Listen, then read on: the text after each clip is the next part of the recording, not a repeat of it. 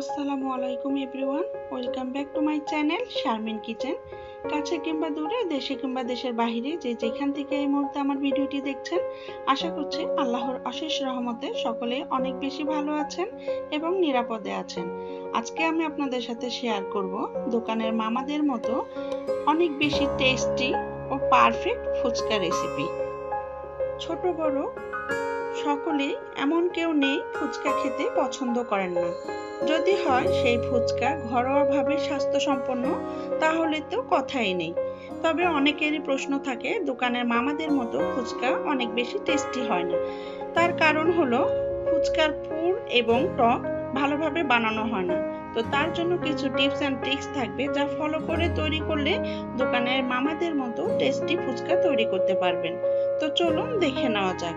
তো এইখানে আমি একটি পাত্র নিয়েছি, পাত্রে আমি 2 কাপ পরিমাণ ডাবলির ডাল নিয়েছি, অর্থাৎ চটপটি যে রান্না করা হয় সেই ডাল।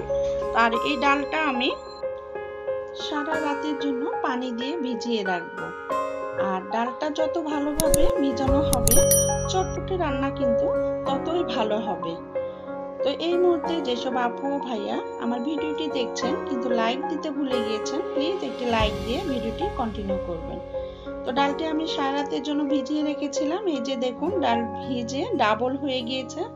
তো যে পাত্রে আমি ডালটি সিদ্ধ করব সেই পাত্রে আমি ডালটি ঢেলে দিলাম। দিয়ে এখন আমি এখানে দিয়ে দিচ্ছি 1 চা চামচ পরিমাণ গুঁড়ো হলুদ আর 1 চা চামচ পরিমাণ লবণ দিয়ে এখন আমি পরিমাণ মতো পানি দিব।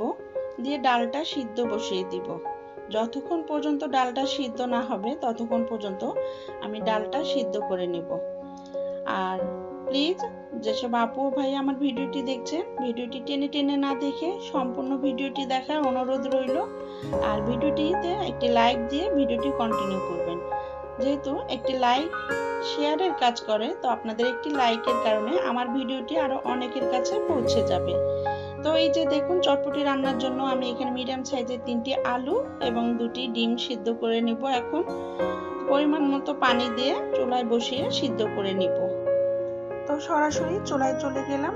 এই তো ডাল সিদ্ধ বসিয়ে দিয়েছি এবং পাশের চুলায় আলু ও ডিম সিদ্ধ করে নিচ্ছি। আলু আর ডিম সিদ্ধ করা হয়ে গেলে তারপরে আমি এটি ডালটি পাশের চুলায় বসিয়ে দিলাম। দিয়ে এখানে আমি ফুচকা তৈরির জন্য কিছু রেডিমেড ফুচকা তৈরি করে ভেজে নিব। আর ফুচকা হচ্ছে দোকানেই কিন্তু রেডিমেড ফুচকা কিনতে পাওয়া যায়।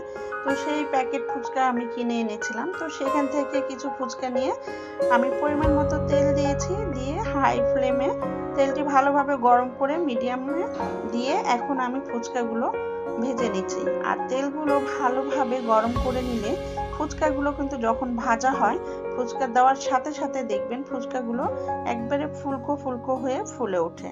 তো এই যে স্ক্রিনে দেখানো নিয়ম অনুযায়ী এইভাবে আমি ফুচকাগুলো দিব আর ভেজে নিব।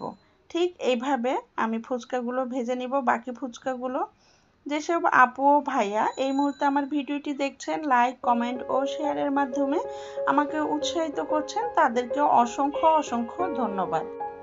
তো দেখুন একইভাবে আমি সবগুলো ফুচকা ভেজে নিয়েছি। কত সুন্দরভাবে ভেজে নেওয়া হয়ে গেল।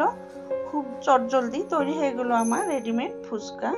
তো এখন আমি ফুচকার পুর বানানোর জন্য এখানে কিছু পেঁয়াজ নিয়েছি, কেটে নিয়েছি মিডিয়াম সাইজের একটি টমেটো কিউব কিউব করে কেটে, আর ধনিয়া পাতা এবং কিছু কাঁচামরিচ।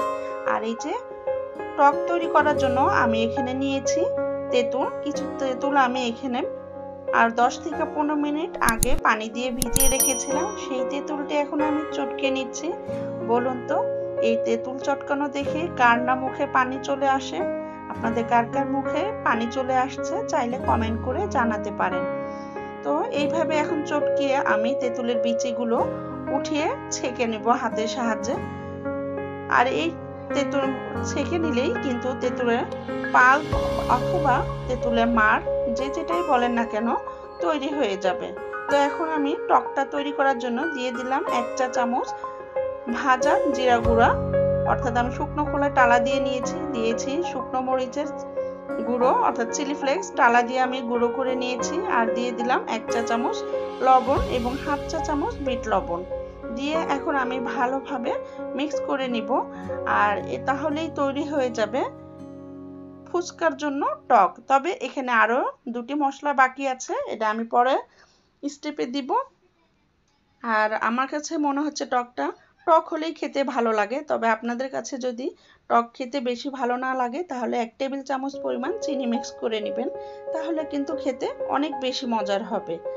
আর এখানে আমি পুর তৈরি করার জন্য সিদ্ধ করা ডাল আমি নিয়েছি, নিশ্চয়ই স্ক্রিনে দেখে বুঝতে পারছেন ডালটি কেমন সিদ্ধ করতে হবে। তারপর সেই ডালটি আমি ওখান থেকে কিছু ডাল নিয়েছি আমার পরিমাণ মতো, নিয়ে দিয়ে দিলাম কিছু পেঁয়াজ, ধনিয়া পাতা, ভাজা জিরা গুঁড়া এবং ভাজা শুকনো মরিচের গুঁড়ো আর 1/2 চা চামচ বিট লবণ দিয়ে এখন আমি পুরটি তৈরি করব। আর এখানে দিয়ে দিলাম টকের মধ্যে, ওই যে বললাম দুটি উপকরণ বাকি আছে, তার মধ্যে একটি হচ্ছে টেস্টি সল্ট।